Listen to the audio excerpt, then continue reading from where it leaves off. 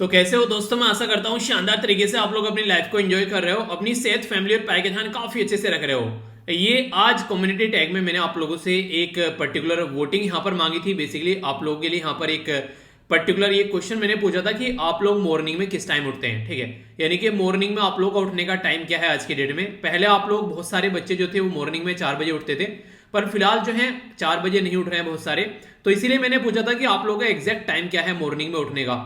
तो जब मैंने यहाँ से कट किया था यहाँ पर ये बेसिकली स्क्रीनशॉट, तो उस टाइम पर यहाँ पर 4 बजे उठने वाले लगभग 13% थे। ठीक है, 5 बजे उठने वाले लगभग 17% थे, और 6 बजे उठने वाले लगभग 28% थे, 7 बजे उठने वाले लगभग 19% थे, और 8 बजे उठने वाले लगभग 24% थे। तो यहाँ पर सबसे ज्यादा जो उठ रहे हैं वो उठ रहे हैं 6 बजे, और दूसरे नंबर पर उठ रहे हैं 8 बजे। ठीक है, तो सबका अलग अलग पैटर्न है, अलग अलग सोने का टाइम है, तो इसमें कोई बात नहीं है, सब अपने अपने तरीके से सो रहे हैं और उठ रहे हैं। बस मुझे यहाँ से कुछ एक चीज चेक करनी थी, जो बेसिकली मैं चाहता हूँ आप लोग जाकर वोटिंग करें कम्युनिटी टैग में, और यहाँ से फिर इसके बीच पर मैं एक डिसीजन लेने वाला हूँ। ठीक है, वो डिसीजन क्या होगा, अगर आप लोगों के माइंड में कुछ आ रहा है तो आप लोग कमेंट बॉक्स में बताइए, बाकी फिर आप लोगों को मैं बताऊंगा। ठीक है, तो देखता हूँ कौन कौन गैस कर पाता है। तो यहाँ पर आप लोगों को बताना है, बेसिकली आप लोगों को यहाँ पर वोट करना है, तो इससे मुझे एक आइडिया लगेगा। ठीक है, और एक सिमिलर काइंड ऑफ जो यहाँ पर मैंने सर्वे है वो आप लोगों का टेलीग्राम पर कराया है, ये भी आप लोग जरूर देखिएगा जाकर। यहाँ पर टेलीग्राम पर जो सर्वे कराया मैंने यहाँ पर, इसमें भी आप लोग पार्टिसिपेट कर सकते हैं। ठीक है,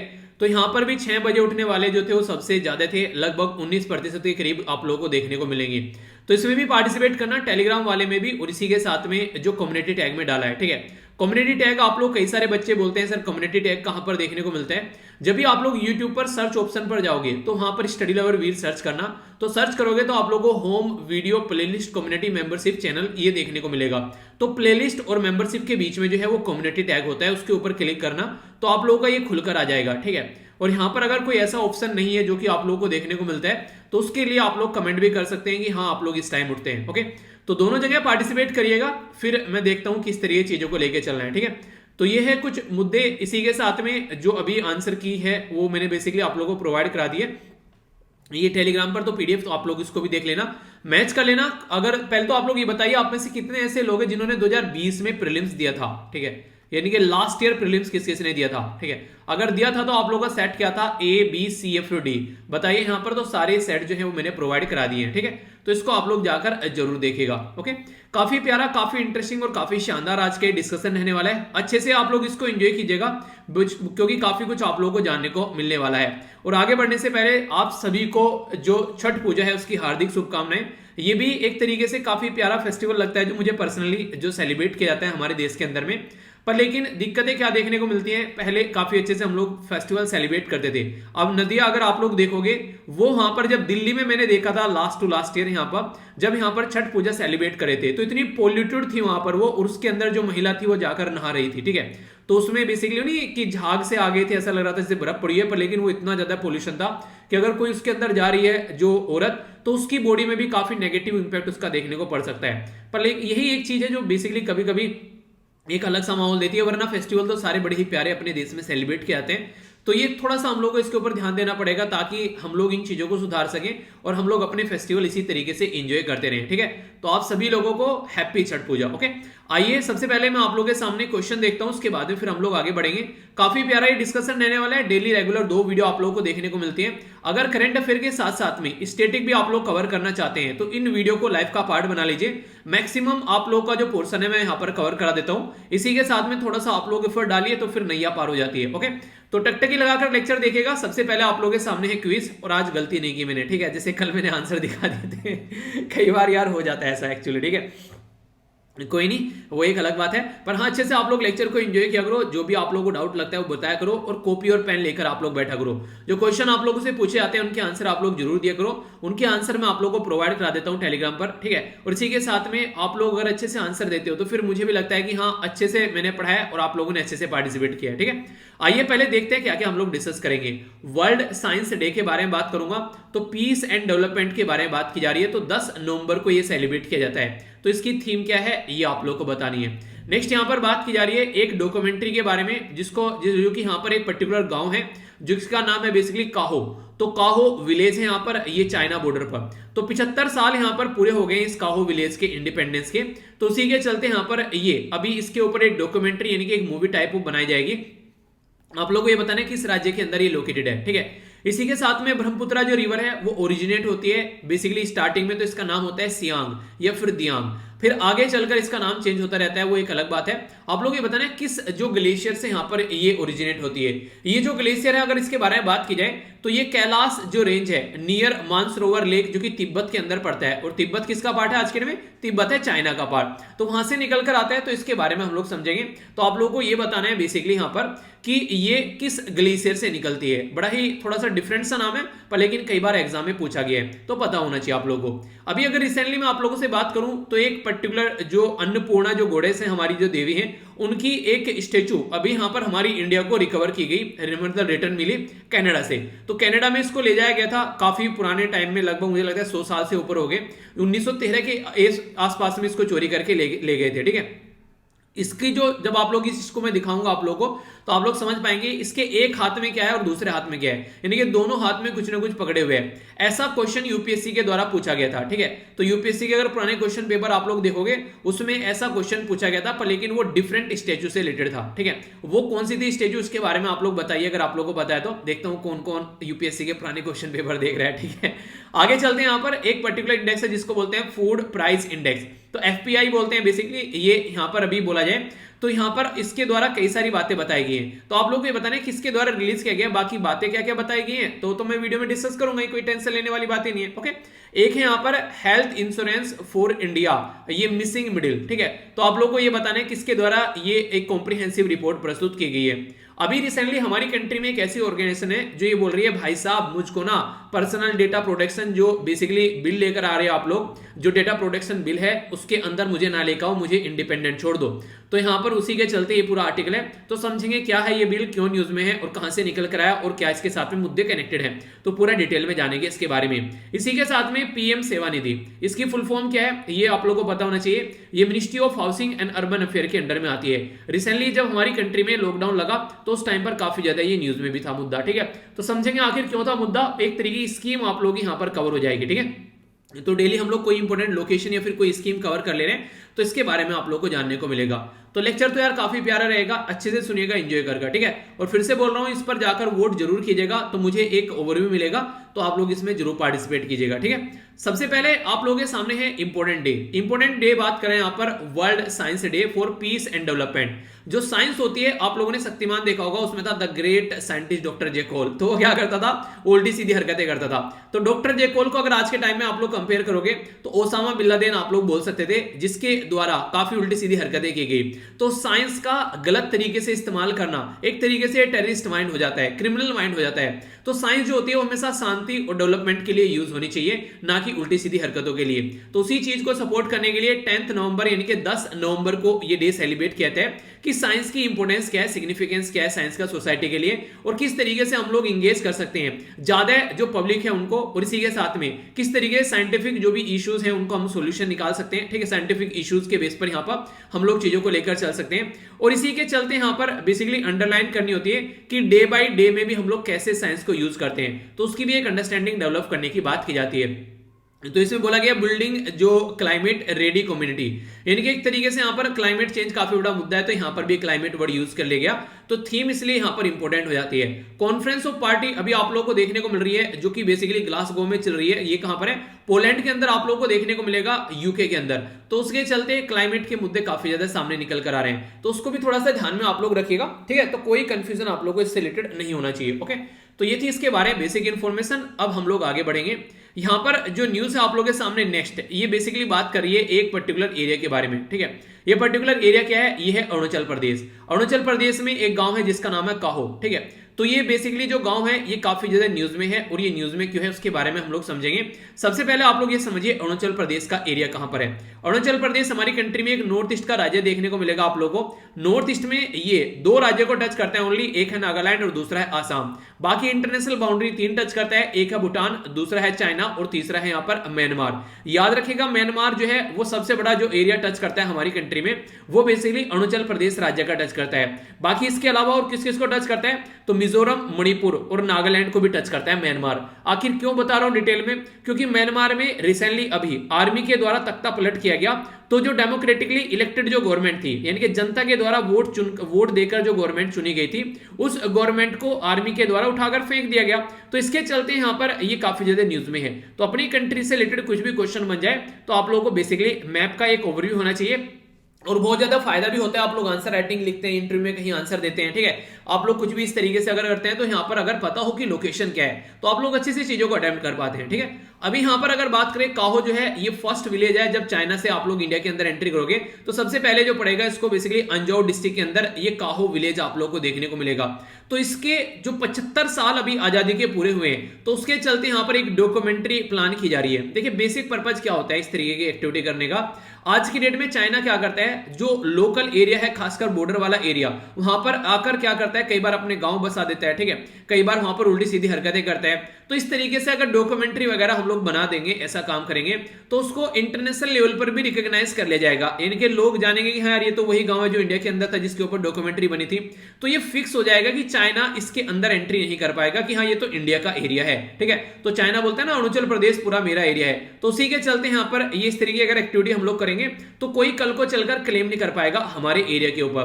तो यहाँ पर अंजाव बेसिकली यहाँ पर 11 ऑफ द 11 डिस्ट्रिक्ट जो है बेसिकली अरुणाचल प्रदेश के अंदर, उनमें से एक आप लोग को देखने को मिलेगा। अच्छा, आप लोग किस राज्य से आते हैं नीचे कमेंट बॉक्स में लिखिए, और उसके सामने ये भी लिखेगा आप लोगों के राज्य के अंदर कितने डिस्ट्रिक्ट हैं। ये छोटी छोटी सी बातें होती हैं यार, कई बार आप लोगों से इंटरव्यू में ऐसे क्वेश्चन बन जाते हैं कई बार कि आप लोगों को पता है कि नहीं पता है, बस ऐसे ही कि हाँ हमको बहुत ज्यादा अच्छा लगता है एडमिनिस्ट्रेशन करना, इसीलिए हाँ हम लोग बहुत कुछ कंट्रीब्यूट करना चाहते हैं। एक कई बार इंटरव्यूअर पूछ ले कि इंटरेस्ट देखे तो सही है भी कि ऊपर ऊपर से बातें बोल रहे हैं। तो आप लोग को वो चीजें पता होगी उस एरिया के बारे में, तो इसलिए अपने लोकल एरिया के बारे में जरूर जानिए। अगर बात करें 2011 के सेंसस के हिसाब से, काहो जो है ये 65 के करीब रेजिडेंट है इस गांव में, लोग 65 लोग हैं, और लिटरेसी जो लेवल है इनका वो 64.15 है। आप लोग अपने राज्य के बारे में चेक करिएगा, आप लोग के राज्य का लिटरेसी लेवल क्या है, ठीक है, यानी कि आप लोग के राज्य में जो पढ़े लिखे लोगों की बेसिकली एक कितनी परसेंटेज आप लोग को देखने को मिलेगी, तो आप लोग भी इसके बारे में चेक करिएगा। डॉक्यूमेंट्री जो है जो विलेज के बारे में अगर बात करें तो यहाँ पर एक पर्टिकुलर ट्राइबल कम्युनिटी है जिसको बुलाते हैं मेयोर ट्राइब। तो मेयोर ट्राइब जो है ये कहां पर पाई जाती है, ये काहो विलेज में आप लोग को देखने को मिलेगी। तो यहां पर कई सारे गांव हैं, हालांकि अकेला नहीं है आसपास में, जैसे 7 विलेज हो गए। तो 7 विलेज कहां पर आते हैं, एक ब्लॉक के अंदर में आते हैं, जो कि जिसको बोला जाता है यहां पर काबितो। तो काबी जो यहाँ बेसिकली कीबितो बोलेंगे, बेसिकली कीबितो जो बेसिकली यहां पर ये ब्लॉक है। तो इसके अंदर आप लोगों को 7 विलेज देखने को मिलेंगे, और ये बाइसेक्ट किया जाता है यहाँ पर किसके द्वारा, ये बेसिकली लोहित रिवर के द्वारा। तो लोहित रिवर भी आप लोग यहां पर देखते हैं अरुणाचल प्रदेश के अंदर, और लोहित क्या है यहाँ पर, ये जो ब्रह्मपुत्र रिवर है उसकी एक ट्रिब्यूटरी आप लोगों को देखने को मिलेगी, लोहित रिवर, ठीक है। अगर मैं आप लोगों को थोड़ा सा एक ओवरव्यू दूं बेसिकली इसके बारे में, तो आप लोग चीजों को और अच्छे से समझ पाएंगे। जैसे ये मैप आप लोग देखिए, जब यहां पर ये चलती है रिवर, इसको यारलंग जेंगपो या फिर सेंगपो भी बोलते हैं आप लोग, और यहां पर जब आप लोग आएंगे तो ब्रह्मपुत्र आप लोग यहां पर देखते हैं, तो इंडिया के अंदर इसको ब्रह्मपुत्र बोल देते हैं, और ये है लोहित, आप लोग को इसकी ट्रिब्यूटरी देखने को मिलेगी बेसिकली, जो कि कई बार क्वेश्चन बन जाता है। आगे चलती है तो इसको जमुना बोल देते हैं, फिर यहाँ पर ये बेसिकली किससे मिलती है, गंगा से मिलती है, उसको पद्मा बोल देते हैं, और दोनों जब मिलकर आगे बढ़ती है यहाँ पर तो फिर इनको आप लोग मेघना बोल देते हैं। फिर जाकर ये बे ऑफ बंगाल में गिर जाती है, और यहाँ पर एक सुंदरवन डेल्टा बनाती है, जिसको सुंदरी ट्री के नाम पर इस डेल्टा का नाम रखा गया। तो सुंदरी ट्री ये भी कई बार आप लोगों से बातें पूछी जाती है। तो इस पर्टिकुलर एरिया में यहाँ पर ये रिवर आप लोग को देखने को मिलती है जिसका नाम है लोहित। इसी के साथ में काहो जो है यहाँ पर ये बेसिकली चाइनीज अटैक जो 1962 में यानी कि 1962 में जब चाइना के द्वारा इंडिया के ऊपर अटैक किया गया था, तो काहो कम्युनिटी के द्वारा भी इसको अटैक को झेला गया था, और इनके द्वारा सपोर्ट किया गया था इंडियन सोल्जर्स को। उस टाइम पर चाइना के खिलाफ में थे यहाँ पर ये कम्युनिटी के लोग, तो इसलिए भी हमारे लिए काफी इंपोर्टेंस यहाँ पर ये रखते हैं। यहाँ पर अगर बात करें मेयोर जो ट्राइब है, ये कोई अकेले ट्राइब नहीं है, अरुणाचल प्रदेश के अंदर और भी कई सारे ट्राइबल आदिवासी लोग आप लोगों को देखने को मिलेंगे, जैसे कि अबोर हो गया, आका हो गया, अपातनी हो गया, डाफला हो गया, यहाँ गालोंग हो गया, ठीक है। तो रटनी नहीं है, हल्का सा एक आइडिया आप लोगों को होना चाहिए कि हाँ ये पर्टिकुलर ट्राइबल कम्युनिटी जो है अरुणाचल प्रदेश वाले रीजन में पाई जाती है। मेयोर जो है यहाँ पर ये एक तरीके से बोलते हैं कि ऑल्सो एनिमल लाइक, जैसे कि ये एक तरीके से मेयोर जो होते हैं are also animals like the जैसे मिसमी, ठीक है, but they are also adept the Mahayana Buddhism, तो महायाना बुद्धिज्म के साथ में यहाँ पर ये कनेक्ट रहते हैं। ये ट्राइबल कम्युनिटी जो है, स्मॉल जो लोग आप लोगों को देखने को मिलेंगे, काफी स्मॉल ग्रुप ऑफ पीपल आप लोगों को देखने को मिलेगा। बेसिकली जैसे कि मैंने बात की थी अभी किबितो हो और इसी के साथ में वालोंग, तो ये सर्किल है डिस्ट्रिक्ट के अंदर में जहां पर ये आप लोगों को देखने को मिलेगी। और लोहित रिवर के बारे में मैंने आप लोगों को अभी बताया, ये ब्रह्मपुत्रा की ट्रिब्यूटरी है जो मैंने मैप में भी आप लोगों को दिखाई। और ये जो ओरिजिनेट होती है तो ये ओरिजिनेट ईस्टर्न तिब्बत, ठीक है, जो कि यहां पर जिसको बोलते हैं जायाल चू रेंज, ठीक है, तो यहां पर जायाल चू रेंज जो है उससे बेसिकली ये ओरिजिनेट होती नजर आती है अरुणाचल प्रदेश के अंदर में। इसी के साथ में अगर ब्रह्मपुत्र के बारे में आप लोगों से कोई बात करने लगे तो सियांग या फिर दियांग भी इसको बोला जाता है, और ये पर्टिकुलर जहां से ओरिजिनेट होती है सियांग दियांग बोलते हैं। और ये पर्टिकुलर जो ग्लेशियर का नाम आप लोग याद रखिएगा, इस ग्लेशियर को बोलते हैं यहाँ पर चेमा युंगडुंग, ठीक है, तो ये पर्टिकुलर ग्लेशियर है जिसको चेमा युंगडुंग, ठीक है, तो चेमा युंगडुंग के नाम से आप लोग याद रखिएगा, चेमा युंगडुंग, ठीक है। तो ये ग्लेशियर कहां पर है, ये कैलाश रेंज के अंदर देखने को मिलेगा। ये वही कैलाश रेंज है जहां पर मानसरोवर की यात्रा भी की जाती है, जो कि तिब्बत वाले रीजन में लोकेटेड है। और ये अरुणाचल प्रदेश के वेस्ट में आप लोगों को देखने को मिलेगा, ठीक है, एक टाउन है साधिया। तो ये पर्टिकुलर बेसिकली मैंने आप लोगों को जो लोकेशन बताई, कई बार इससे रिलेटेड क्वेश्चन पूछे जाते हैं। तो दो रिवर के नाम मैंने आप लोगों को बता दिए, लोहित हो गया और ब्रह्मपुत्र हो गया। बेसिकली कहां कहां से निकल कर आती है, ट्राइबल कम्युनिटी अगर पूछ ले कोई आप लोगों से मेयोर कहां पर पाई जाती है, लोकेशन हो गई यहां पर। अभी रीजन क्या है डॉक्यूमेंट्री बनाने का, तो 75 साल इसकी आजादी के पूरे हुए। तो ये कई सारे ऐसे क्वेश्चन छोटे छोटे आप लोगों से एग्जाम में बन जाते हैं। तो कोई भी कंफ्यूजन अगर आप लोगों को नहीं रहेगा, पता चला ट्राइबल कम्युनिटी के बारे में पूछ लिया, तो आप लोग आंसर दे पाओगे आराम से। तो इसलिए कभी भी कंफ्यूजन आना नहीं है क्वेश्चन को लेकर एग्जामिनेशन हॉल के अंदर। ओके, आगे बढ़ता हूं।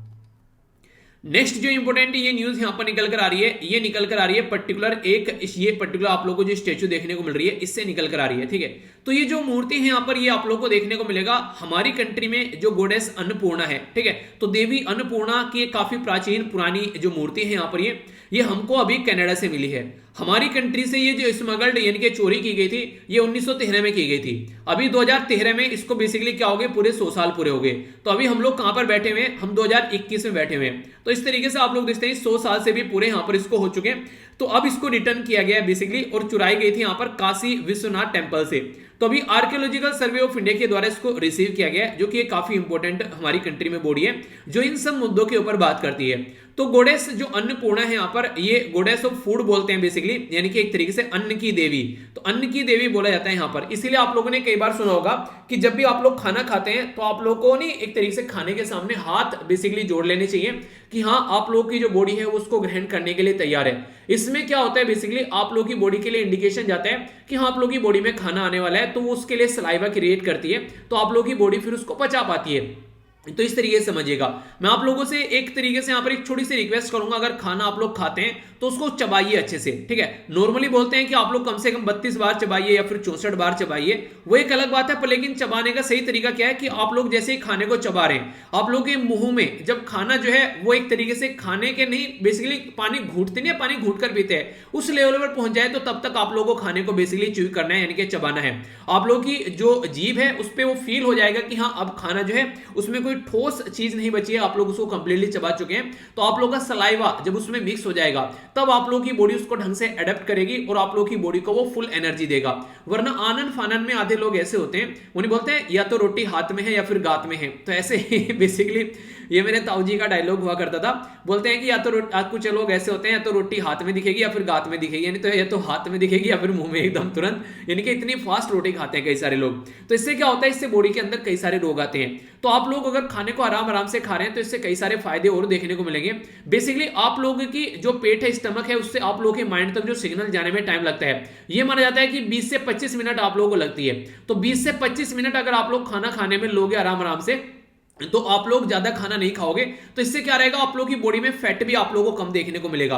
तो ये भी काफी इंपॉर्टेंट फैक्ट है जो कि आप लोग इंप्लीमेंट कर सकते हैं लाइफ में, ठीक है। तो यानी कि चबा चबा कर खाना खाइए। आप में से कितने ऐसे लोग हैं जो आराम आराम से खाना खाते हैं? मेरी स्पीड ना ज्यादा बहुत ज्यादा कम है और ना ही बहुत ज्यादा मतलब फास्ट है, मैं मीडियम टर्म पे बेसिकली काम करता हूं, पर हाँ फिर भी कोशिश करता हूं कि उसको थोड़ा सा और कम लेके आऊं, ठीक है। जितनी स्पीड है उसमें थोड़ा सा और कम हो जाए तो और बॉडी को फायदा देखने को मिलेगा।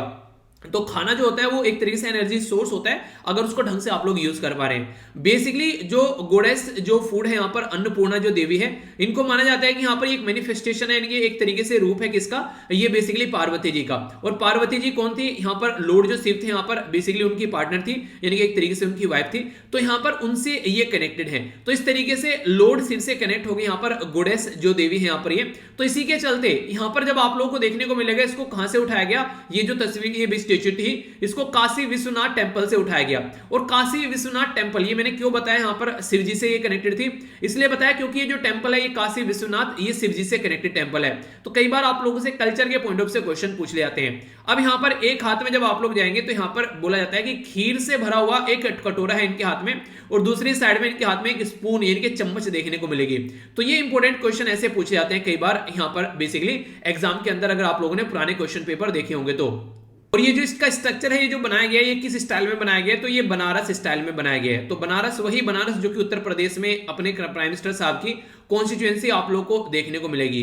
मैंकीन्स जो आर्ट है यहाँ पर गैलरी बेसिकली कनाडा में, वहां पर इस कलेक्शन का पार्ट यहाँ पर ये थी जहां से इसको निकाल कर ले गए हैं, यानी कि कनाडा से हमको ये अभी वापसी मिले हैं। ठीक है, तो ये इंपॉर्टेंट फैक्ट आप लोग यहाँ पर याद रखेगा। कुछ और बातें जो कि कई बार आप लोगों से पूछ लिए जाते हैं, तो यहां पर ये इंपॉर्टेंट बातें मैं आप लोगों को बताने वाला हूं। वाराणसी को आप लोग बनारस के नाम से भी जानते हैं, इसको काशी भी बोलते हैं, KASHI या फिर KASI। इसलिए कभी भी किसी का नाम अगर आप लोग लिखने बैठते हैं तो हमेशा उससे स्पेलिंग पूछ लेनी चाहिए, क्योंकि कई बार आप लोगों को देखने को मिलेगा कई सारे लोग जो हैं वो नाम को अलग अलग तरीके से प्रोनाउंस करते हैं और अलग अलग तरीके से नाम को लिखते हैं। तो उसमें कोई गलती नहीं है अगर किसी का नाम लिखने से पहले आप लोग उसको पूछ लो कि भाई या बहन या भाई दोस्त यार तुम्हारा नाम क्या है, तो उसमें कोई दिक्कत नहीं है, उसमें शर्म नहीं आनी चाहिए कि आप लोग यहाँ पर कि हाँ इतने पढ़े लिखे हैं नाम भी लिखना नहीं आता है। क्यों? क्योंकि अलग अलग लोग जो होते हैं वो उसको अलग अलग तरीके से प्रोनाउंस कर लेते हैं। ठीक है, जैसे अगर मैं आप लोगों से बोलूं, जैसे मेरे नाम के आगे मैं लिखता हूं वीर तालियान, TALYAN। ठीक है, कई सारे लोग इसको TALIYAN लिखते हैं, कई सारे लोग इसको अलग तरीके से लिखते हैं, तो तालियान भी लिखते हैं, तालान भी लिखते हैं, तो अलग अलग तरीके से इसको प्रोनाउंस भी किया जाता है। ठीक है, तो ये सबका अलग अलग तरीका है, तो यहाँ पर बेसिकली तालियान बोला जाता है। ठीक है, तो कई सारे लोग इसको अलग अलग लेवल में इसको अलग अलग तरीके से बोलते हैं। तो यहाँ पर कहने का मतलब ये कि प्रोनाउंसिएशन नाम का कुछ भी हो सकता है, तो इसलिए उसमें कोई कंफ्यूजन नहीं होना चाहिए। फेमस जो हिंदू अगर बात करें आप लोग, यहाँ पर बेसिकली जो बैंक है, बेसिकली जो रिवर है गंगा, तो उसके किनारे पर आप लोग को बनारस देखने को मिलेगा। और इसीलिए यहाँ पर इतनी ज्यादा रिच कल्चर है बनारस के अंदर में, इसलिए यहाँ पर बनारस को कई बार कल्चर कैपिटल ऑफ इंडिया भी बोला जाता है। ठीक है, तो culture capital of India Banaras को बोला जाता है। काशी विश्वनाथ जो टेंपल है यहाँ पर ये डेडिकेटेड है लॉर्ड शिवा यानी कि भगवान शिव के लिए, यहाँ पर ये डेडिकेटेड है। और यहाँ पर ये उत्तर प्रदेश में वाराणसी यानी कि बनारस में लोकेटेड है। अब जो इंपॉर्टेंट बात लगी मुझे यहाँ पर, ये गंगा रिवर जो है वो तो आप लोगों को बता दिया, उसके वेस्ट बैंक पर यहाँ पर लोकेटेड है। जो 12 यहाँ पर आप लोग को ज्योतिर्लिंगास देखने को मिलेंगे, 12 ज्योतिर्लिंगास जो है यहाँ पर बेसिकली शिव जी के अलग अलग फेमस टेंपल अलग अलग जगह आप लोग को देखने को मिलेंगे। तो ये है 12 ज्योतिर्लिंगास। ठीक है, तो इनके बारे में कई बार आप लोगों से क्वेश्चन भी पूछ ले जाते हैं। तो जो अभी मैं आप लोगों को बता रहा हूं ये किसके बारे में बता रहा हूं, तो काशी विश्वनाथ टेंपल के बारे में बता रहा हूं। तो काशी विश्वनाथ टेंपल मैंने अभी बता दिया आप लोगों को बनारस के अंदर में है। ठीक है, चलिए अब आप लोग अगर रियलिटी में अगर जैसे नहीं कि एक तरीके से सब अलग अलग भगवान की पूजा करते हैं, कोई राम की करता है, कोई शिव की करता है, कोई पार्वती की करता है, कोई हनुमान की करता है, तो सबकी अपनी अपनी श्रद्धा है, उसमें कोई डाउट नहीं है, सब अपने अपने हिसाब से फॉलो कर सकते हैं। अगर आप लोग शिव भक्त हैं तो आप लोग को यहाँ पर ये बताना है कि ये जो टेंपल जो मैंने आप लोग को बताए टोटल 12 टेंपल, ठीक है, सारे 12 के 12 टेंपल जो है वो कहां कहां पर लोकेटेड है। ये कल्चर का भी पार्ट है, बेसिकली आप लोगों से कई बार कई सारे टेंपल के नाम आप लोगों से पूछ ले आते हैं और यहाँ पर कहां पर लोकेटेड है, ऐसे कई बार क्वेश्चन भी पास्ट में आप लोगों से पूछे जा चुके हैं। ठीक है, तो इसके चलते आप लोगों को बेसिकली पता होना चाहिए। ठीक है, जैसे यहाँ पर महाकालेश्वर हो गया, ठीक है, ओमकारेश्वर हो गया, तो इस तरीके से आप लोगों को बेसिकली यहाँ पर इनके बारे में थोड़ा पता होना चाहिए। ठीक है, ये रामेश्वरम वाला एरिया आप लोगों को देखने को मिलेगा। ठीक है, तो यहाँ पर इस तरीके से अलग अलग टेंपल देश के अलग अलग एरिया में लोकेटेड आप लोगों को देखने को मिलेंगे। तो ये होमवर्क हो गया आप लोगों का, जाकर इसके बारे में थोड़ा सा आप लोग काम करिएगा। ठीक है, देखिएगा कहां कहां पर ये लोकेटेड है। अगर बात करें यहाँ पर बेसिकली काशी विश्वनाथ टेंपल के बारे में, तो ये काफी इंपोर्टेंट पर्सनैलिटी के द्वारा बनाया गया 1780 में। तो मराठा जो मोनार्क थी महारानी अहिल्याबाई होलकर, ठीक है, तो इनका नाम आप लोग याद रखिएगा, इंदौर से निकल कर आती थी, तो यहां पर इनके द्वारा इसको कंस्ट्रक्ट किया गया था। तो ये बेसिक इंफॉर्मेशन हो गई इसके बारे में। अब थोड़ी सी मैं बात करूंगा आप लोगों से आर्कियोलॉजिकल सर्वे ऑफ इंडिया के बारे में। सबसे पहले तो क्वेश्चन ही बन जाता है कि किस मिनिस्ट्री के अंडर में आता है, तो मिनिस्ट्री ऑफ कल्चर के अंडर में आप लोगों को देखने को मिलेगा। तो हमारी कंट्री में जो आर्कियोलॉजिकल जो रिसर्च है उनको, जो भी हमारी कंट्री में जो जो ये कल्चर की साइट है उनको प्रोटेक्ट करने का भी काम करता है। मोटे मोटे तौर पर बात करें तो 3650 के करीब एनिसेंट मोन्यूमेंट, एक तरीके से म्यूनमेंट, आर्कियोलॉजिकल साइट और उनके जो रिमेन्स बचे हुए हैं। अगर दिल्ली में आप लोग जाओगे तो जगह जगह आप लोग कई सारे म्यूनमेंट देखने को मिल जाएंगे, ठीक है। तो इसके चलते यहाँ पर लगभग 3650 के करीब म्यूनमेंट है देश के अंदर में, तो उनको एक्सप्लोर करते हैं, उनको एक्सकैवेशन, उनको कैसे प्रोटेक्ट करना है, कंजर्व करना है, मेंटेन करना है, ताकि कोई उनकी पता चला ईंटें उखाड़ कर ले गया सारी। कई जगह ऐसा हुआ भी है, आधे आधे मोन्यूमेंट लोगों ने वैसे गायब कर दिए, ठीक है। तो इसलिए यहाँ पर इसको प्रोटेक्ट करने की बात की जाती है। और फाउंड किया गया था 1861 में। तो 1861 में फाउंड किया गया था अलेक्जेंडर कनिंगम के द्वारा। ये क्वेश्चन कई बार पास में पूछे जा चुके हैं। अलेक्जेंडर कनिंगम जो थे वो फर्स्ट डायरेक्टर जनरल थे आर्कियोलॉजिकल सर्वे ऑफ इंडिया के। तो अलेक्जेंडर कनिंगम को फादर ऑफ इंडियन आर्कियोलॉजी भी बोला जाता है, ठीक है। आखिर इसका काम इनके द्वारा क्यों किया गया? देखिए, अंग्रेज जो थे ना वो हमारे देश में इस तरीके से घुसना चाहते थे कि बाहर ना निकाल सके उनको कोई, तो इसलिए उनके द्वारा ऐसे स्टेप यहाँ पर उठाए गए। पहले हमारी हिस्ट्री, कल्चर, एजुकेशन सब चीजों को समझा गया, साम दाम दंड भेद लगा के फिर हमको कंट्रोल किया गया। आर्कियोलॉजिकल सर्वे ऑफ इंडिया जो है यहाँ पर ये एक ancient monument and archaeological site remains act है 1958 का, उसके हिसाब से काम करता है, ठीक है। तो ये बेसिक इंफॉर्मेशन है, इसके बारे में कंफ्यूज आना बिल्कुल भी नहीं है। अब जो नेक्स्ट आर्टिकल मैं आप लोगों से डिस्कस करने वाला हूं, ये काफी इंपॉर्टेंट आर्टिकल आप लोगों को देखने को मिलेगा। बेसिकली बात की जा रही है हमारी कंट्री में डेटा प्रोटेक्शन बिल के बारे में। डेटा प्रोटेक्शन बिल यानी कि आप लोगों का जो डेटा है वो प्रोटेक्ट होना चाहिए, उसके रिलेटेड जो बिल है उसके बारे में बात करेंगे। वो खासकर यहां पर अगर बात करें तो पर्सनल डेटा प्रोटेक्शन, बेसिकली लो डेटा प्रोटेक्शन अगर बात करें यहां पर तो पर्सनल डेटा प्रोटेक्शन लो भी बोलते हैं या फिर डेटा प्रोटेक्शन बिल भी बोलते हैं, जो कि 2019 में प्रस्तुत किया गया था। ये जो बिल था 2019 में प्रस्तुत किया गया और बोला गया कि प्राइवेसी जो है वो इंसान की लाइफ का फंडामेंटल राइट बन चुका है। आप लोगों को पता है 2017 के बारे में अगर आप लोगों से बात करूं तो के.एस. पुत्तास्वामी केस हमारी कंट्री में निकल कर आया। तो 2017 में जब के.एस. पुत्तास्वामी केस हमारी कंट्री में निकल कर आया तो आर्टिकल 21 के तहत उसके द्वारा पार्ट 3 में आप लोगों को देखने को मिलेगा संविधान के अंदर जो कि फंडामेंटल राइट आते हैं आर्टिकल 12 से लेके आर्टिकल 35 तक, उसके अंदर आर्टिकल 21 को राइट टू प्राइवेसी जो फंडामेंटल राइट इसके द्वारा बना दिया गया। तो उसके चलते यहाँ पर ये प्राइवेसी जो बिल भी इसको कई बार आप लोग बोलते हैं। एक पर्टिकुलर कमेटी थी जिसका नाम था बी.एन. कृष्णा कमेटी, उसके द्वारा बेसिकली यहाँ पर इसका ड्राफ्ट तैयार किया गया था कि कैसे यहाँ पर ये होना चाहिए। और जजमेंट जो था मैंने अभी आप लोगों को बताया यहाँ पर 2017 में। तो ये जो के.एस. पुत्तास्वामी थे ये सुप्रीम कोर्ट के रिटायर्ड जज थे, इनके द्वारा बोला गया कि मेरा जो फंडामेंटल राइट हनन हो रहा है जब यहाँ पर आधार कार्ड का डेटा इकट्ठा किया जाता है और वो लीक हो जाता है, तो प्राइवेसी को फंडामेंटल राइट बना दिया। बोला आर्टिकल 21 के तहत राइट टू लाइफ है और राइट टू लाइफ इंसान को राइट टू प्राइवेसी देती है। क्यों? क्योंकि जब भी कोई इंसान पैदा होता है उसकी प्राइवेसी भी उसके साथ में पैदा हो जाती है। तो unique identification authority of India जिसको यूनिक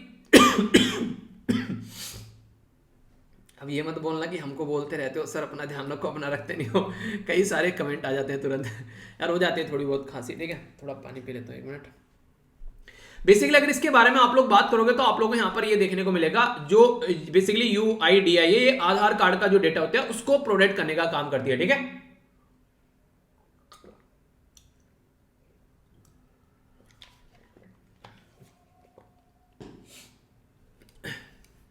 तो यहां पर अभी इसके द्वारा क्या बोला गया? इसके द्वारा ये बोला गया कि यार ये जो personal data protection bill act आप लोग लेकर आने वाले ना, बिल लेकर आने वाले, एक्ट तो भी नहीं बना है, तो इसमें हमको कवर मत करना। तो हमको कवर मत करना क्यों ना करें भाई, तो उसके बारे में भी समझे हम लोग ऐसा क्यों बोल रहे हैं। तो यहां पर UIDAI जो है स्टैट्यूटरी अथॉरिटी हमारे देश में जिसको बनाया गया था गवर्नमेंट ऑफ इंडिया के अंदर, ये ministry of electronics and information technology के अंदर आती है ऑलरेडी, ठीक है। और यहां पर एक एक्ट भी लाया गया था आधार एक्ट, जिसके हिसाब से इसको गाइड किया जाता है। तो 12 डिजिट का जो आधार कार्ड है जिसको आप लोग बेसिकली आधार नंबर भी आप लोग बोलते हैं, तो वो आप लोगों को देखने को मिलेगा, ठीक है। तो इसके बारे में बेसिकली बोल रहे हैं कि हमको इससे छूट दे दो।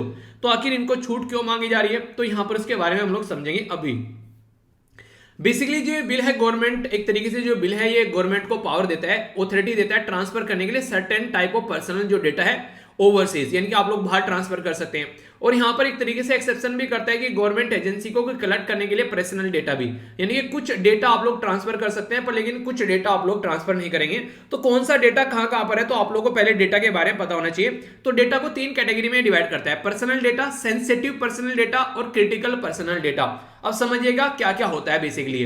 अगर पर्सनल डेटा के बारे में बात करें तो वो डेटा जो कि इंडिविजुअल का, जैसे कि आप लोगों का नाम हो गया, एड्रेस हो गया, तो ये पर्सनल डेटा की कैटेगरी में आप लोगों का आता है, ठीक है। तो नॉर्मली आप लोगों को पता है कि कई बार आप लोगों को पता है कि गांव में कौन कौन कहां रहता है, सबको पता है किसका नाम क्या है, नॉर्मली सबको पता रहता है, ठीक है। पर्सनल की सेंसिटिव पर्सनल डेटा क्या हो गया कि आप लोग का जो पर्सनल डेटा हो गया, लाइक फाइनेंशियल स्टेटमेंट हो गया, आप लोग की बैंक में क्या पैसा है, हेल्थ रिलेटेड क्या इशू है, किसको क्या बीमारी है, सेक्सुअल ओरिएंटेशन किसका कैसा है, biometric, genetic, transgender status, caste, religious belief, ये सारी चीजें तो ये सेंसिटिव पर्सनल डेटा के अंदर आ जाता है, ठीक है। और क्रिटिकल पर्सनल डेटा जो anything that government at any time can deemed critical such as, जैसे मिलिट्री और नेशनल सिक्योरिटी के नाम पर, ठीक है। तो यहां पर ये देखिए आप लोग बोल सकते हैं कि इसके अलावा जो होगा उसको इस कैटेगरी में आप लोग डाल सकते हैं, फिर गवर्नमेंट जो रहेगी वो अपने हिसाब से उसको डिसाइड कर लेगी। तो इसके तहत यहां पर ये बोला जाता है, आप लोग सुनिएगा एक मिनट, जो आप लोगों को बताऊंगा अभी यहां पर। मान लीजिए आप लोगों ने कल को ऑनलाइन कुछ खरीदा, आप लोगों ने कोई प्रोडक्ट खरीदा, उस पर आप लोग का फोन नंबर भी रहेगा, आप लोगों का नाम भी रहेगा, आप लोग का एड्रेस भी रहेगा, ठीक है। अगर कोई आप लोगों से एक पर्टिकुलर, जैसे अमेजन से कुछ खरीदा, अमेजन पे कोई सर्वे करवाए कि लोग जो हैं ये प्रोडक्ट ए है वो किस किस ने खरीदा है, तो आप लोग का भी नाम वहां पर जाएगा कि इसने खरीद लिया, इसने खरीद लिया, इतने खरीद लिया, या फिर नंबर ऑफ पीपल का लोग नाम दे देंगे कि टोटल मिलाकर 5000 लोगों ने प्रोडक्ट खरीदा है, ठीक है। तो ये डेटा कैसा हो गया, अगर 5000 लिख दिया तो नॉन पर्सनल हो गया। पर लेकिन अगर यहां पर नाम एक तरीके से अगर बात करें, नाम दे दिया, यहां पर आप लोग का एड्रेस दे दिया, ठीक है, तो फिर ये पर्सनल कैटेगरी में आप लोग को देखने को मिलेगा, ठीक है। तो ये बेसिकली जो एक पर्टिकुलर इंसान है जिसको बोलते हैं डेटा फ्यूडिशरी, ठीक है। तो ये बेसिकली इसकी एक तरीके से रेस्पॉन्सिबिलिटी होती है कि इसको डेटा प्रोटेक्ट करके रखना है, क्योंकि at the end of the day इसी के द्वारा यहां पर डेटा जो है वो इकट्ठा किया गया है। तो ये कौन होता है, ये सर्विस प्रोवाइडर होता है जो कि कलेक्ट करता है, स्टोर करता है और यूज करता है डेटा। आप लोगों ने देखा होगा ऑनलाइन कई बार आप लोग सामान अगर खरीदते हैं तो इवन अपना एटीएम नंबर तक आप लोग वहां पर सेव कर देते हैं, ठीक है, कि कल को पैसा इसी से कट जाए, बस आप लोग को 3 डिजिट का एक नंबर डालना होता है, उसके बाद में पैसा डिडक्ट। तो ये गुड्स और सर्विस प्रोवाइड कराने वाले जो भी लोग हैं, नॉन पर्सनल डेटा जो रहता है वो बेसिकली एक तरीके से डेटा, जैसे मैंने बताया ना अभी कि आप लोगों से पूछा जाए कि हाँ कितने लोगों के द्वारा ये प्रोडक्ट खरीदा गया है, तो ये नॉन पर्सनल की कैटेगरी में आ गया, क्योंकि आप लोग का पर्टिकुलर ना नाम पता है यहाँ पर, ना आप लोगों का नंबर पता है, ना आप लोगों को एड्रेस पता है। तो इस तरीके से डिफरेंस आप लोग यहां पर समझ सकते हैं, ठीक है। तो क्लैरिटी होनी चाहिए पर्टिकुलर चीजों के अंदर में।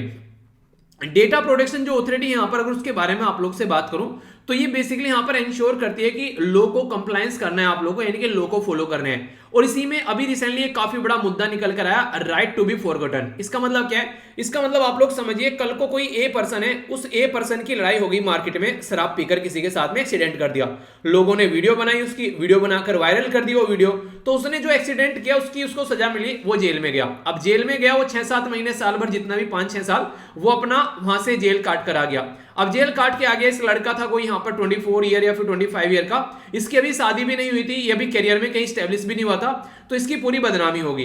अब बदनामी हो गई, पर लेकिन जो हरकत इसके द्वारा की गई थी उसकी सजा इसने काट ली।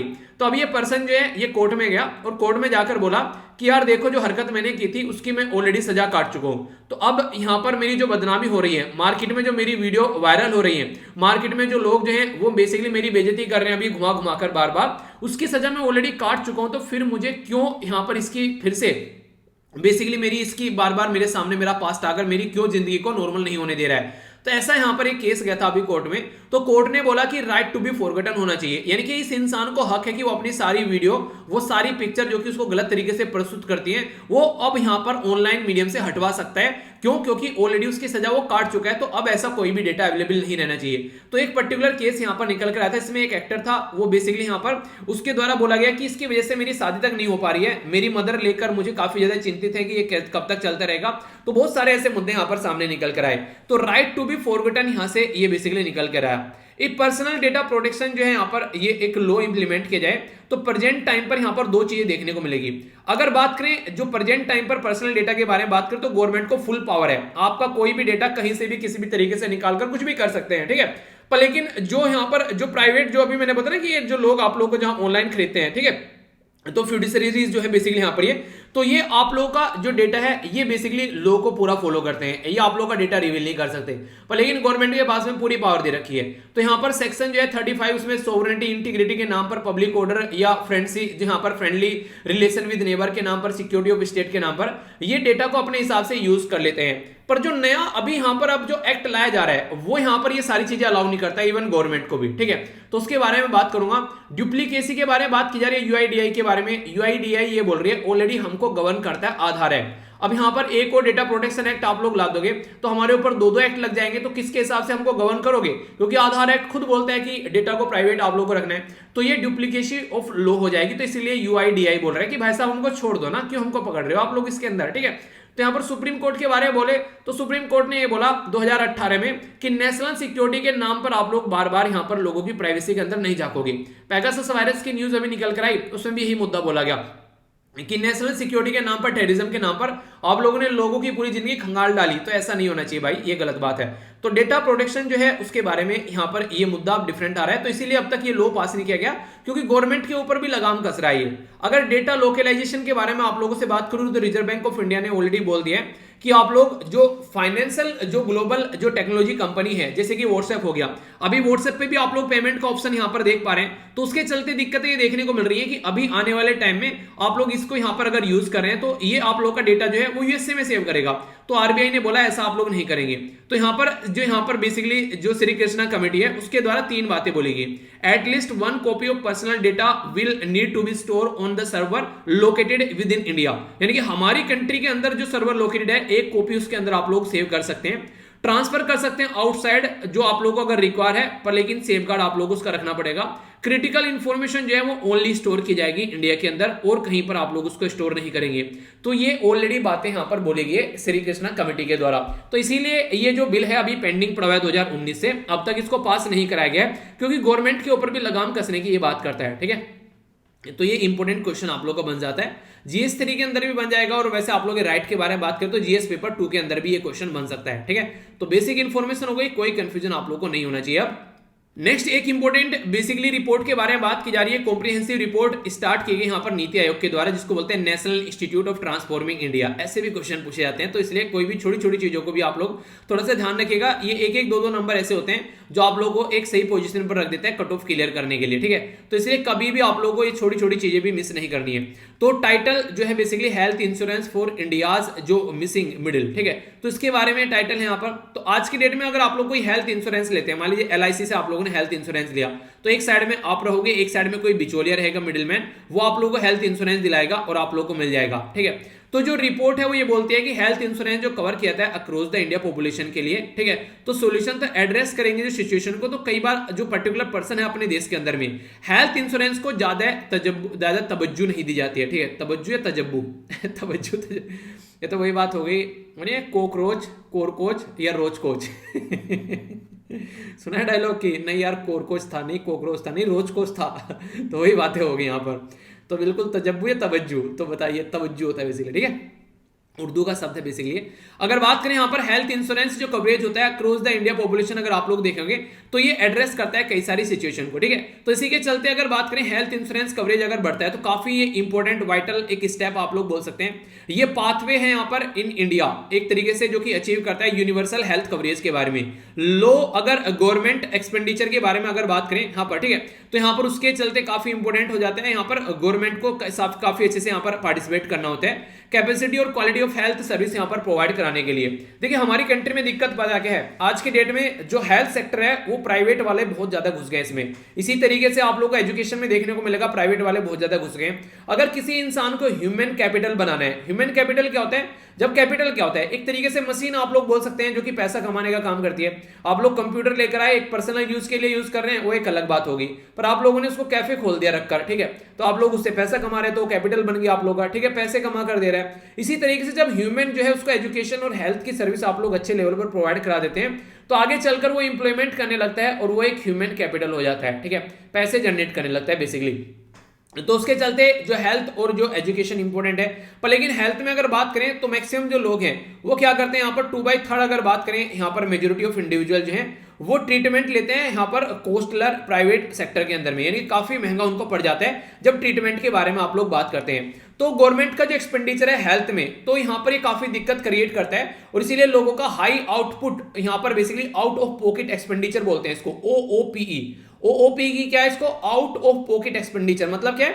लोगों को अपनी जेब से पैसा निकालकर खर्च करना पड़ता है। तो इसका मतलब यह है कि लोग अपनी जेब से पैसा खर्च करें तो गवर्नमेंट पैसा ज्यादा खर्च नहीं कर रही है। तो इसके चलते लो फाइनेंशियल प्रोटेक्शन लोगों को देखने को मिलती है। और कई बार तो आप लोगों ने घरों में भी देखा होगा, गांव में अगर आप लोग जाओगे तो जो आप लोगों ने मम्मी पापा को देखा होगा बीमार पड़े रहेंगे पर लेकिन डॉक्टर के पास नहीं जाएंगे, ठीक है, चलो कोई नहीं काम चला लेते हैं। तो ऐसी कंडीशन कई बार आप लोगों को देखने को मिलती है। अगर रिपोर्ट के हिसाब से मैं आप लोगों की बात करूं 30% जो पॉपुलेशन है या फिर 40 करोड़ के करीब जो इंडिविजुअल है हमारी कंट्री में, ठीक है, आप लोगों को देखने को मिलेगा कोई फाइनेंशियल प्रोटेक्शन उनको मिलती ही नहीं है। आयुष्मान भारत जो है वो प्रधानमंत्री जो जन आरोग्य योजना, अगर पीएमजेवाई के बारे में आप लोग बात करें, वो बॉटम 50% को कवर करता है, ठीक है। अराउंड अगर बात करें 20% जो पॉपुलेशन या फिर 25 करोड़ जो है यहाँ पर कवर किए जाते हैं सोशल हेल्थ इंश्योरेंस, जो प्राइवेट जो वॉलेंट्री हेल्थ इंश्योरेंस है। पर लेकिन बाकी कहां बच गए, नीचे के 50 कवर कर लिए, ठीक है, ऊपर के 20 कवर कर लिए, अब 20 के बचे हुए 30% कहां गए, तो वो 30% यहाँ पर गायब रहते हैं, कहते हैं संडे मिसिंग है लाइफ से। तो ये संडे नहीं है, 30% मिसिंग है लाइफ से। तो अगर बात करें तो अगर लो कॉस्ट इंश्योरेंस अगर आप लोग प्रोवाइड करा देते हैं तो काफी फायदा देखने को मिलता है, तो इसके चलते वो भी यहां पर इसका फायदा उठा पाएंगे।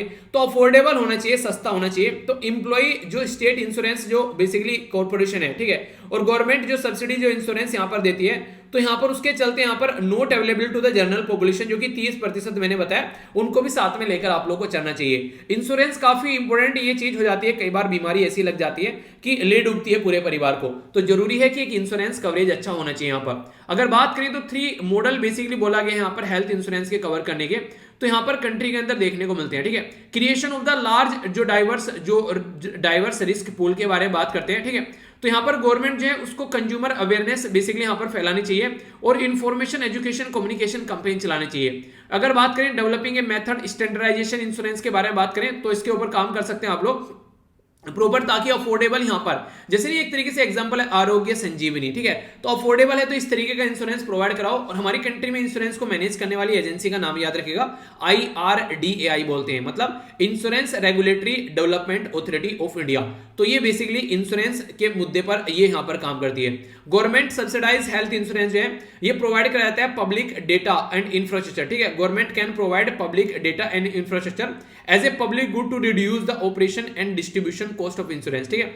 तो यानी कि और ज्यादा यहां पर जो इंश्योरेंस की कॉस्ट जो है वो गवर्नमेंट थोड़ा रिड्यूस कर दे तो उसका भी एक फायदा देखने को मिलेगा। तो ये अगर इंश्योरेंस का कवरेज बढ़ेगा तो इससे गवर्नमेंट को भी फायदा रहता है, क्योंकि जो इंश्योरेंस लेता है उसका पैसा गवर्नमेंट के पास में जाता है और वो पैसे को फिर गवर्नमेंट कई बार यूज कर पाती है अच्छे से। तो बहुत सारे मुद्दे होते हैं यहां पर ये, ठीक है। आगे चलते हैं। यहां पर बेसिकली अभी ये भी एक इंपॉर्टेंट मुद्दा है यहां पर अगर बात करें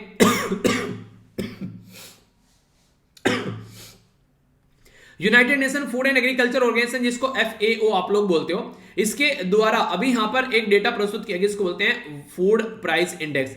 तो आप लोगों से पूछ ले कि फूड प्राइस इंडेक्स जो है किसके द्वारा प्रस्तुत किया जाता है, तो यहां पर United Nation Food and Agriculture Organization के द्वारा प्रस्तुत किया जाता है। बेसिकली 2011 से अगर बात करें यहां पर ये तो हाईएस्ट अभी देखने को मिला। तो यानी कि कहने का मतलब ये फूड सप्लाई जो प्राइस है यहां पर ये अंडर प्रेशर है। एक तो एक्सट्रीम वेदर कंडीशन देखने को मिलती है, कई बार बारिश होती है, बाढ़ होती है। डिस्ट्रीब्यूशन सप्लाई चेन में अगर दिक्कत आ गई, यानी कि सामान एक जगह से दूसरी जगह पर ले जाना है, वो ढंग से प्रोवाइड नहीं करा पाए तो दिक्कत हो जाएगी। वर्कर की शॉर्टेज हो गई तो दिक्कत हो जाएगी। तो यहां पर कॉस्ट इसकी बढ़ जाती है तो दिक्कत देखने को मिलती है। तो फूड प्राइस इंडेक्स जो था वो 1996 में 1996 में इसको इंट्रोड्यूस किया गया था। Public good to help the monitoring the development in the global agriculture commodity market, यानी कि ये देखने के लिए इसको बनाया गया था कि ग्लोबल लेवल पर जो फूड का प्राइस है वो कितना बढ़ रहा है और कितना घट रहा है। तो फूड एंड एग्रीकल्चर जो यहाँ पर ऑर्गेनाइजेशन है वो फूड प्राइस जो इंडेक्स है ये मेजर करता है मंथली चेंज। तो याद रखिएगा मंथली क्या क्या चेंज आ रहा है इंटरनेशनल प्राइस बास्केट के अंदर में, और ये चेंज करता है कि जो सीरियल है, ऑयल सीड है, डेयरी प्रोडक्ट है, मीट, शुगर, इनके अंदर देखने को मिलेगा। बेस जो पीरियड है अभी 2014-16 यहाँ पर यूज किया जाता है। तो ये एक बेसिकली इंपॉर्टेंट क्वेश्चन बन जाता है कई बार।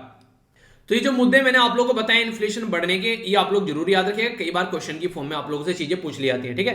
तो ये बेसिक इन्फॉर्मेशन थी इसके बारे में। ओके, देख लेते हैं क्या क्या हम लोगों ने डिस्कस किया है। हाँ, एक और आप लोग का एक टॉपिक रह गया, एक सेकंड। यह गवर्नमेंट एक स्कीम, ठीक है। तो यहां पर पी जो बेसिकली सेवा निधि के बारे में बात की जा रही है, PM सेवा निधि। तो सेवा निधि क्या है, बेसिकली इसको PM street vendor Atmanirbhar Nidhi, PM सेवा निधि इसका नाम दिया गया। तो क्वेश्चन तो ये बन जाता है कौन सी मिनिस्ट्री के अंडर में आती है, तो ministry of housing and urban affair के अंडर में आप लोग को देखने को मिलेगी। तो यहां पर अभी रिसेंटली बात करें तो इसको लॉन्च किया गया था आत्मनिर्भर भारत अभियान के तहत, ताकि लोगों को हेल्प प्रोवाइड कराया जाए। स्ट्रीट वेंडर यानी कि सड़कों पर गलियों में जो सामान बेचने वाले लोग हैं उनको कोलेटरल फ्री एक लोन प्रोवाइड कराया जाएगा। कोलेटरल फ्री का मतलब क्या होता है, कुछ भी चीजें आप लोग को वहां पर गिरवी नहीं रखनी है। आप लोग 10,000 रुपए जाकर डायरेक्ट वहां से लोन ले सकते हैं और कोई पेनल्टी भी नहीं लगेगी अगर आप लोग अपना पेमेंट करने में डिले करते हैं लोन को। तो प्रोवाइड करेगा अफोर्डेबल लोन स्ट्रीट वेंडर को। इसी के साथ में ये एक तरीके से यहाँ पर micro financing institution, non banking financial company और सेल्फ हेल्प ग्रुप के थ्रू भी यहाँ पर चीजों को प्रोवाइड कराएगा। तो पीएम सेवा निधि स्कीम जो है, इसके बारे में ये बातें आप लोग याद रख सकते हैं। ठीक है, तो क्या क्या हम लोगों ने देखा एक बार समझ लेते हैं। फिर से बोलूंगा, एक बार जाकर पार्टिसिपेट जरूर करिएगा टेलीग्राम पर भी और कम्युनिटी सेक्शन के अंदर भी। Happy Chhath Puja to all of you again. Important day देखा, एक फीडबैक जरूर आप लोग यार दिया करो, लेक्चर आप लोगों को कैसे लगा। एक सेकंड आप लोगों को लगती है बताने में उसको, ठीक है, तो उसको आप लोग जरूर सपोर्ट किया करो। बेसिकली बताया करो कि क्या आप लोग का फीडबैक रहता है। लाइक या डिसलाइक कर एक सेकंड में आप लोग बता सकते हैं। और कैसा लगा लेक्चर ये आप लोग जरूर बताया करो, ठीक है। सबसे पहले, और हाँ, पूरे दिन कैसा रहा आप लोग का वो आप लोग जरूर लिखा करो, इससे आप लोग को भी सेटिस्फेक्शन रहेगा। अरुणाचल प्रदेश के बारे में समझा, लोकेशन कहाँ थी वो समझा, इंपोर्टेंट डे के बारे में हम लोगों ने डिस्कस किया था, अन्नपूर्णा देवी के बारे में हम लोगों ने समझा। ठीक है, तो क्वेश्चन बन सकता है और बाकी जो भी बेसिक इन्फॉर्मेशन मैंने बताई आर्ट और कल्चर के हिसाब से वो भी याद रखना। ठीक है, इसी के साथ में जो फूड के बारे में भी ये बेसिकली इंडेक्स था, ये हम लोगों ने समझा। नेक्स्ट हम लोगों ने यहाँ पर टाइटल जो था बेसिकली हेल्थ से रिलेटेड इंश्योरेंस के बारे में बात करी, तो डिटेल में समझा। डेटा प्रोटेक्शन बिल के बारे में काफी डिटेल में मैंने आप लोगों से बात करी, कोई भी कंफ्यूजन आप लोगों को इसको लेकर नहीं होना चाहिए। ठीक है, और इसी के साथ में मैंने आप लोगों से एक स्कीम के बारे में भी बात की। अब आप लोगों के सामने यहाँ पर ये क्वेश्चन है, इनको आप लोग अटेम्प्ट कीजिए। वर्ल्ड साइंस डे की थीम क्या है? इसी के साथ में डॉक्यूमेंट्री जो बनाई जा रही है किसके द्वारा, काहो के ऊपर बनाई जा रही है। सियांग ये ब्रह्मपुत्रा कौन से ग्लेशियर से निकलती है? ठीक है, जो अन्नपूर्णा देवी है उसके एक हाथ में क्या है और दूसरे हाथ में क्या है? रिसेंटली अभी यहाँ पर डेटा जो है फूड प्राइस इंडेक्स किसके द्वारा प्रस्तुत किया गया? कॉम्प्रिहेंसिव रिपोर्ट हेल्थ इंश्योरेंस से रिलेटेड किसके द्वारा प्रस्तुत की गई? इसी के साथ में यहाँ पर पर्सनल डेटा में किसके द्वारा बोला गया कि मुझे छूट दे दो? ठीक है, नेक्स्ट यहाँ पर पीएम सेवा निधि की फुल फॉर्म। तो ये क्वेश्चन है, इनके आंसर आप लोग बताइए। ओके, अब यहां पर राष्ट्र डे का थोड़ा सा रिवीजन कर लेते हैं, इसको देखकर जरूर जाया करो क्योंकि लंबे समय तक चीजें याद रहेंगी अगर इसको आप लोग कंप्लीट करोगे। ठीक है, विनिंग 24 आवर के अंदर अंदर चीजें एक बार रिवाइज कर लेनी चाहिए। इंडिया और कौन सी कंट्री के बीच में है यहाँ पर एक्साइज शक्ति, वरुणा और इसी के साथ में गरुड़ा। ठीक है, तो ये आप लोग को बताना है। 23rd मेंबर कौन बना था यहाँ पर इंडियन ओशियन रिम एसोसिएशन का, ये आप लोग को बताना है। इसी के साथ में कॉलोनियल टेरिटरी जिसका नाम है रियूनियन आइलैंड, ये किस कंट्री का है? संघाई कॉर्पोरेशन ऑर्गेनाइजेशन की 19th मीटिंग अभी कहां देखने को मिली, जो कि ह्यूमन ट्रैफिकिंग के बारे में बात कर रही है। आर्टिकल 2 कौन से हैं जो कि अगेंस्ट जो बेसिकली राइट अगेंस्ट एक्सप्लॉइटेशन के बारे में बात करते हैं संविधान के अंदर। इंडिया और पाकिस्तान जो है संघाई कॉर्पोरेशन ऑर्गेनाइजेशन के मेंबर कब बने? अभी रिसेंटली कौन सी कंट्री को संघाई कॉर्पोरेशन ऑर्गेनाइजेशन का मेंबर बनाया गया? संघाई कॉर्पोरेशन ऑर्गेनाइजेशन समिट जो है वो किस साल में कहां पर हुई थी? बेसिकली जब यहां पर इसको स्टार्ट किया गया। RATS क्या है ये बताना है। कौन सा आर्टिकल बेसिकली बात करता है कि आप लोग कंट्री की टेरिटरी में फ्रीली मूव कर सकते हैं, कोई आप लोग को नहीं रोकेगा। आंसर जान लेते हैं। इंडिया और फ्रांस के बीच में ही तीनों एक्साइज जो शक्ति है यहाँ पर बेसिकली ये आर्मी की है, वरुणा जो है वो नेवी की है और गरुड़ा जो है वो एयरफोर्स की है। फ्रांस जो है वो 23rd मेंबर बना यहाँ पर इंडियन ओशियन रिम एसोसिएशन का, और फ्रांस जो है उसी के द्वारा यहाँ पर बेसिकली रीयूनियन आइलैंड को भी ये इसी की इंडियन टेरिटरी के इंडियन ओशन के अंदर इसकी टेरिटरी है। ठीक है, अगर बात करें 90th जो मीटिंग है यहाँ पर ये न्यू दिल्ली के अंदर अभी देखने को मिली, ह्यूमन ट्रैफिकिंग के बारे में बात की गई संघाई कॉर्पोरेशन ऑर्गेनाइजेशन की। आर्टिकल 23 और 24 यहाँ पर राइट अगेंस्ट एक्सप्लॉइटेशन के बारे में बात करते हैं। इंडिया और पाकिस्तान जो है वो परमानेंट मेंबर है यहाँ पर 2017 के हिसाब से बात करें। ईरान जो है यहाँ पर वो बेसिकली संघाई कॉर्पोरेशन ऑर्गेनाइजेशन में 2021 में जुड़ा। अच्छा, ये मीटिंग कहां पर हुई थी इंडिया और पाकिस्तान जब मेंबर बने थे, ये आप लोग बताइए। संघाई जो है यहाँ पर संघाई कॉर्पोरेशन ऑर्गेनाइजेशन यहाँ पर बना 2001 में, पर लेकिन इसका हेडक्वार्टर कहां है वो भी आप लोग बताइए। रेट्स कई बार पूछा गया है, रीजनल एंटी टेरर स्ट्रक्चर है यहाँ पर, ये पता होना चाहिए। आर्टिकल 19 जो है ये बेसिकली बात करता है कि आप लोग फ्रीली मूव कर सकते हैं अपनी कंट्री की टेरिटरी के अंदर, कोई भी आप लोग को नहीं रोक सकता है। तो ये बातें हैं यहाँ पर। ठीक है, कैसा रहा आज का डिस्कशन जरूर बताएगा। इसी के साथ में पीडीएफ जाकर टेलीग्राम से डाउनलोड कर लेना, लिंक वीडियो के नीचे मिल जाएगा। आसपास सफाई रखिए, पानी और पेड़ पौधों को सेव कीजिए, पॉलिथीन और प्लास्टिक बैग वगैरह बिल्कुल यूज नहीं करना है। मिलता हूं नेक्स्ट लेक्चर में, तब तक के लिए अपना ध्यान रखिए। नेक्स्ट लेक्चर जो होगा वो होगा द हिंदू न्यूज़पेपर का मॉर्निंग में, तब तक के लिए अपना ध्यान रखिए। बड़ों को नमस्ते, छोटों को प्यार, छोटी सी लाइफ एंजॉय करार। मिलता हूं नेक्स्ट लेक्चर में, तब तक के लिए जय हिंद।